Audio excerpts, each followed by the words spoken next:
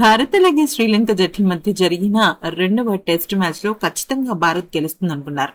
ఎందుకనంటే ధ్రువ్ జురెల్ కానీ అలాగే దేవ్దత్ పడిక్కల్ కానీ అద్భుతమైన సెంచరీతో రాణించగా, ఇక బౌలింగ్ లో కూడా చాలా అద్భుతంగా మన భారత జట్టు ముందుకు వెళ్ళింది.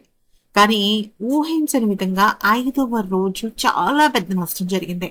ముఖ్యంగా ఈ 5వ రోజు ఈ రకంగా శ్రీలంక జట్టు ఈ మ్యాచ్ ని డ్రా చేయడానికి ప్రధానమైన కారణం ఏంటి అంటే, అంతకు మునుపు భారత్ ఫాలో ఆన్ నిర్ణయం తీసుకోవటమే. అయితే అసలు ఈ నిర్ణయం ఎందుకు తీసుకోవాల్సి వచ్చింది, ఎవరి మీద నమ్మకంతో ఆ నిర్ణయం తీసుకోవాల్సి వచ్చింది, అయితే దాని వెనకాల జరిగిన పరిణామాలు ఏంటి, ఇది ఎవరి వల్ల మ్యాచ్ ఓడిపోయామనే విషయాన్ని కనుక మనం చూసినట్టయితే దానిపైన శుభమన్ గిల్ సంచలనమైన కామెంట్స్ చేశాడు. అయితే దీని గురించి శుభమన్ గిల్ ఏమన్నాడంటే, మొదటిగా నేను ఒక విషయాన్ని అయితే చెప్పాలనుకుంటున్నాను. ఈరోజు మ్యాచ్ విషయంలో చాలా బాధగా ఉంది. గెలుపు చివరి దాకా వచ్చి మేము ఓడిపోవడం అనేది, అంటే మ్యాచ్ డ్రాగా ముగియటం అనేది నాకు అంత సంతృప్తికరంగా లేదు. కానీ నేను ఇక్కడ ఒక చిన్న విషయాన్ని అయితే చెప్పాలనుకుంటున్నాను.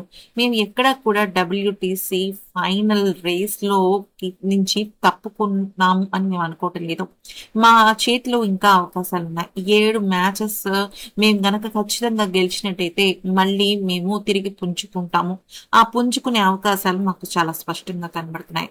మేము ఫాలో అని తీసుకున్న దానికి కారణాలు ఏంటి అంటే, బ్యాట్ కొద్దిగా మందగిస్తుందని, వర్ష సూచన ఎక్కువగా కనిపిస్తోందని, అంతేకాకుండా మా బౌలర్ల మీద మాకు చాలా గట్టి నమ్మకం కూడా ఉంది. ఎందుకనంటే మొదటి టెస్ట్ మ్యాచ్ లో మానవ్ సుతార్ 1 కాదు ఏకంగా 10 వికెట్లు తీశాడు ఇన్నింగ్స్ మొత్తం మీద కనుక చూసినట్టయితే. అలాగే జడేజా కూడా చాలా బాగా రాణించాడు. అయితే ఈ టెస్ట్ మ్యాచ్ లో కూడా మానవ్ సుతార్ చాలా అంటే చాలా బాగా రాణించాడు.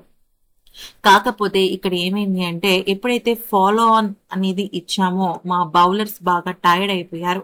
వరుసగా బంతులు వేసి వేసి వేసి వాళ్ళు నీరసించిపోయారు. బహుశా ఆ విషయంలో నేను ఫాలో ఆన్ తీసుకుని తప్పు చేశానేమో అనిపించింది. అదే కనుక మేము కూడా సెకండ్ ఇన్నింగ్స్ ఆడి ఉండుంటే వాళ్ళకి భారీ టార్గెట్ ఇచ్చి ఉండేవాళ్ళం. దాంతో వాళ్ళకి ప్రెషర్ ఎక్కువై ఉండేది. ఓవర్స్ తగ్గిపోవడం వల్ల వాళ్ళు సాధించాల్సిన లక్ష్యం ఎక్కువై ఉండేది. కానీ ఈ మ్యాచ్ లో మాకు దొరికిన ఒక పెద్ద ఆణిముత్యం ఎవరంటే అది మానవ్ సుతార్. మానవ్ సుతార్ మాత్రమే కాదు, జట్టు మొత్తం చాలా అంటే చాలా ప్రయత్నించింది. న్యూజిలాండ్ లోనూ అలాగే ఆస్ట్రేలియాతోనూ మేము రాబోయే మ్యాచెస్ ఆడి ఖచ్చితంగా గెలుస్తాము.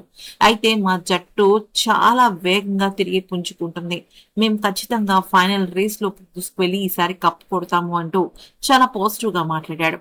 ఈ వీడియో కనుక నచ్చితే లైక్, షేర్ అండ్ సబ్స్క్రైబ్.